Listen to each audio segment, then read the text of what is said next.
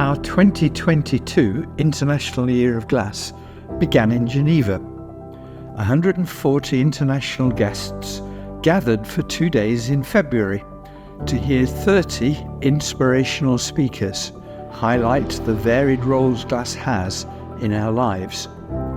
7,000 listened online. Thousands of events enjoyed by millions followed. The journey concluded in December in Japan with a conference on how glassy materials help to create sustainable societies. A week later, the IOG Organizing Committee arrived at the UN headquarters in New York to summarize the overwhelmingly positive outcomes from UN sponsorship, so many aligned with their 2030 goals.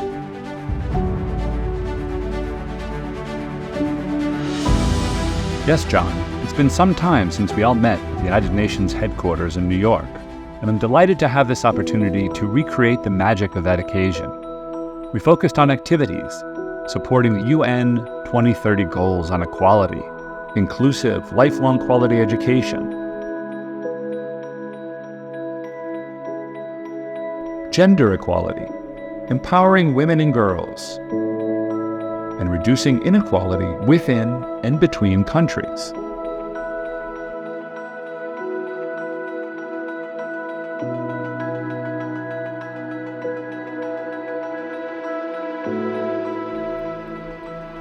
Let's begin with our celebratory book, Welcome to the Glass Age, 13 chapters and 132 pages. The Spanish Research Council printed it for the opening ceremony in Geneva.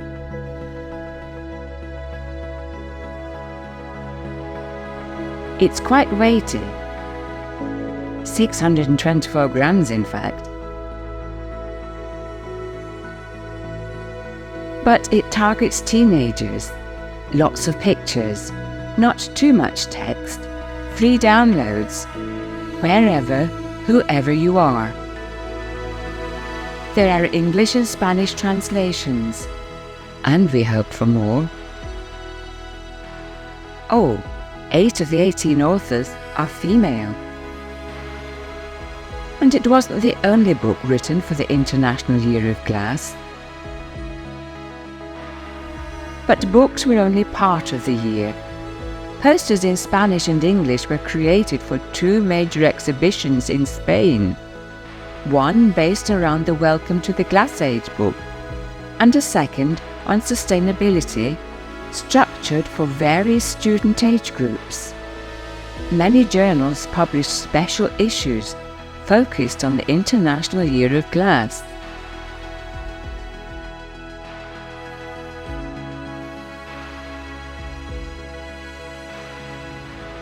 IOG also supported tens of conferences and hundreds of talks across the world for all age groups.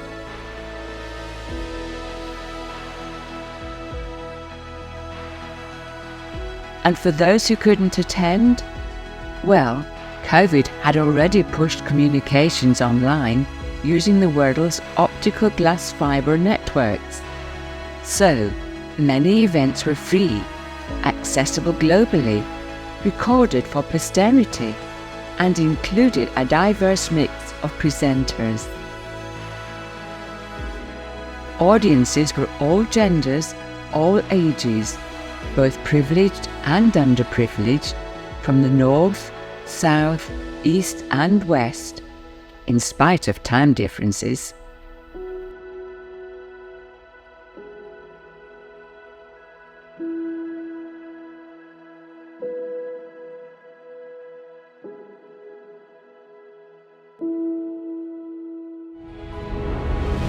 The UK's Stained Glass Society opened its prestigious prize to international competition for IOG. We hope such opportunities will grow. ICG's Education Committee already has short international schools for new graduates. The novel course at Albright, shown in the video, concerns new teaching techniques and has an IOG grant to grow international participation. Impressive. But what's next on the equality front? Where do skills fit in? What about inspiring those who struggle for access? Female glassblowers with allegedly insufficient lung power. Younger children.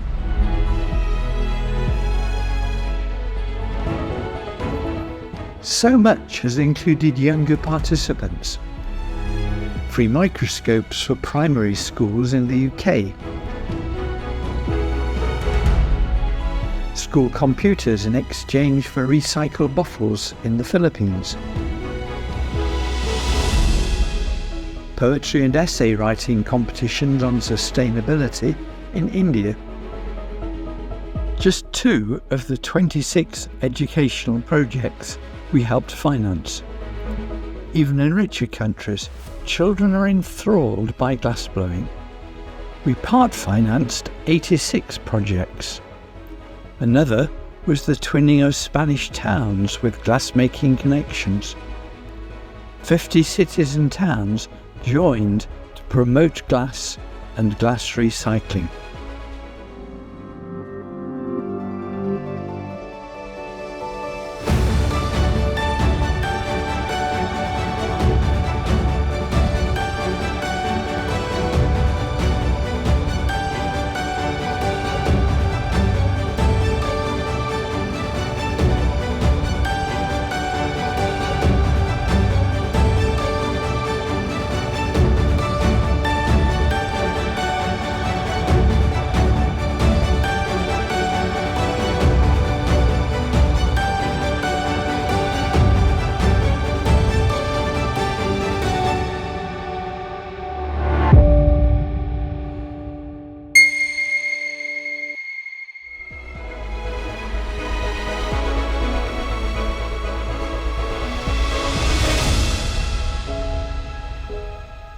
And gender equality.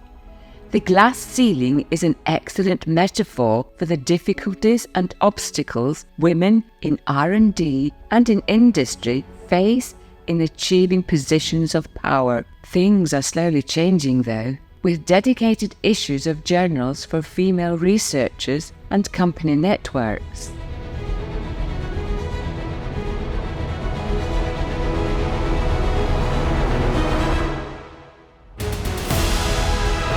Thinking about skills, let's talk to Andrew about art. Thank you very much, Mary and John, for sharing the many efforts to communicate the science and technology of glass so widely. Glass art has also been a key focus of the International Year of Glass, and artists have worked hard to share with the wider public the dynamic and theatrical process of glass blowing and shaping. Indeed, these were not only demonstrated, but members of the public were given the opportunity to try it themselves, and some of these activities were documented on video.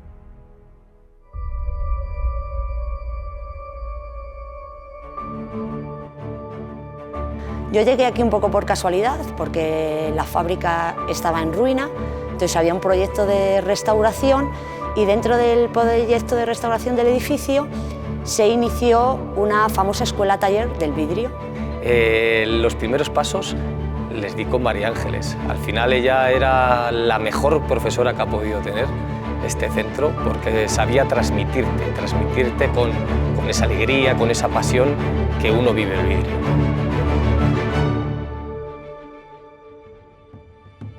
A partir mediados de los años 50 se han empezado a introducir las mujeres. Tenemos muchas mujeres. Es cierto que en todas las escuelas que han pasado por aquí tenemos un montón de mujeres.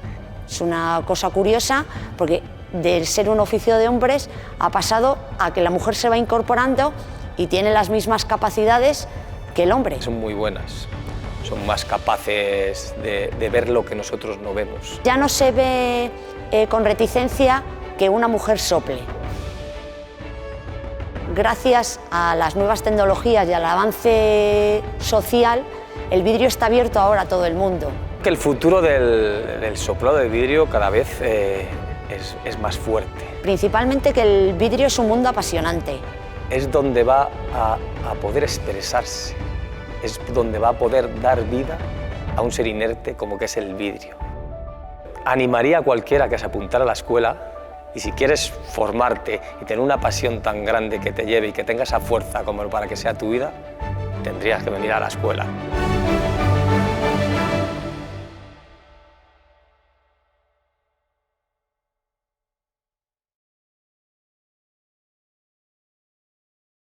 The International Year of Glass saw industrial sponsors help to make possible almost 30 glass festivals around the world. Because so many of these regular events had to be postponed during the COVID pandemic, the opportunity to hold these celebrations of glass once again created a fantastic buzz and boosted attendance.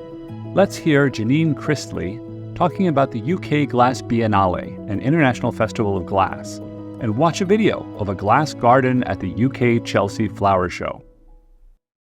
Hello, my name is Janine Christley, and I'm Director of the International Festival of Glass in the UK. We were so pleased to be part of the UN International Year of Glass and to welcome Alicia Duran and John Parker to come and open the event for us. The festival represented over 500 international artists and we had over 10,000 visitors. The festival focus this year was on Japan, China and Korea, and we had some amazing artists come and join us to run masterclasses, workshops and presentations. We had our first major exhibition of East Asian glass, alongside the British Glass Biennale exhibition, which showcases the best of UK-based makers. It was a wonderful event and people were so excited to be back together after 3 years away. We want to thank the UN for recognising this year and for recognising the beauty of the magic of glass. Thank you. During the International Year of Glass, artists, technologists, and scientists seized the opportunity to share ideas, experiences, and questions around sustainability, a critical topic on the United Nations agenda, and one that was given special emphasis. The International Year of Glass's international stage was also a forum for concerns such as the preservation and importance of heritage, both physical glass landmarks and the centuries of learned skills that are under threat due to shifts in glass production. Let's look at the results of an international collaboration to restore ancient glass treasures shattered in the 2020 chemical explosion in Beirut.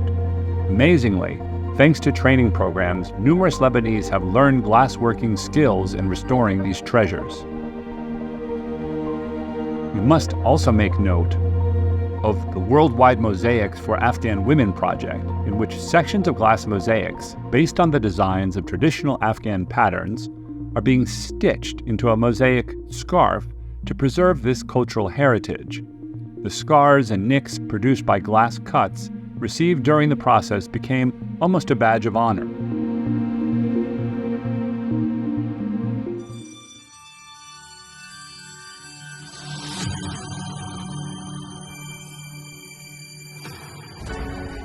Italy is an excellence recognized worldwide for its millennial tradition in glass processing and manufacturing. The Italian glass culture has deep roots, dating back to thousands of years ago, when the ancient Romans developed new techniques, contributing firsthand to the history of its processing. The tradition of glass has been going on and developed to the present day, until the proclamation of 2022 as the International Year of Glass by the United Nations. In this context, Vitrum promoted the project during the meetings of the Community of Glass Associations and launched the event during Vitrum 2021.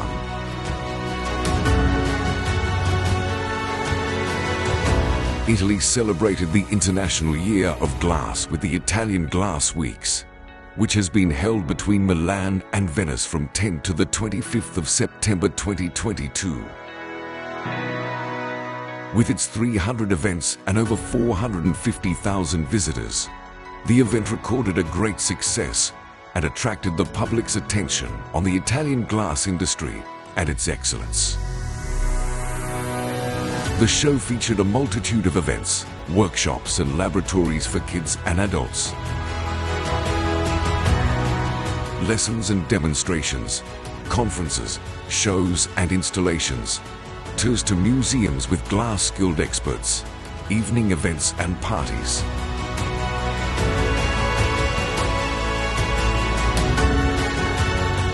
But this is only the beginning. Vitrum 2023, major sponsor of the International Year of Glass, awaits you in Milan between 5 and the 8th of September 2023, along with the Glass Week. The International Year of Glass held the closing ceremony in Japan that included the unveiling of the 7 glass wonders of the world, as identified by a panel of experts. Let's see what they came up with.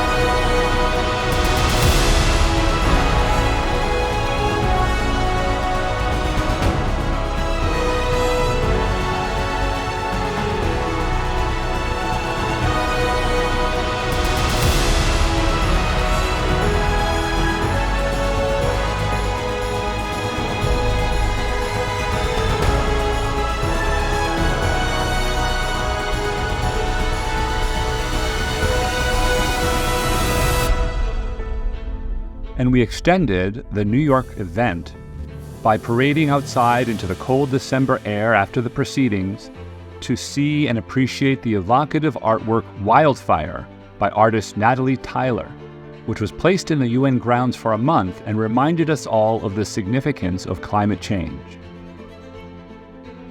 Which brings us to the topic of those who made the 2021 International Year of Glass possible.